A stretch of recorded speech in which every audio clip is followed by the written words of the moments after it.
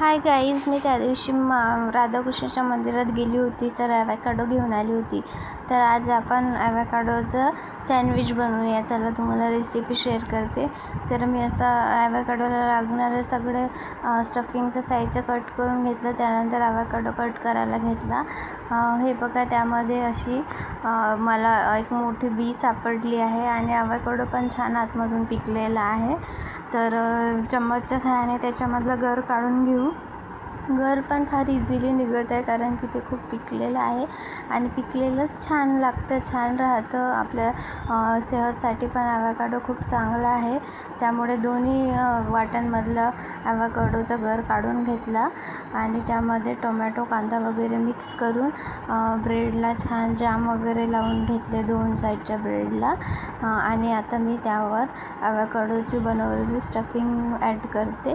तर असे छान प्रकारे ब्रेडवर सगळीकडे स्टफिंग लावून घ्यायची चांगल्या प्रकारे आणि त्यावर एक म्हणजे ज्या दुसऱ्या ब्रेडला हे लावलेलं होतं जाम, ती ब्रेड ठेवायची. आणि बघा, एवढं छान प्रकारे माझा सँडविच तयार झाला आहे की अशा एका ॲवोकाडोने मी 5 सँडविच तयार केले. म्हणजे बघा की, आणि मोठे मोठे पण आहे, ब्रेड पण मोठे आहेत.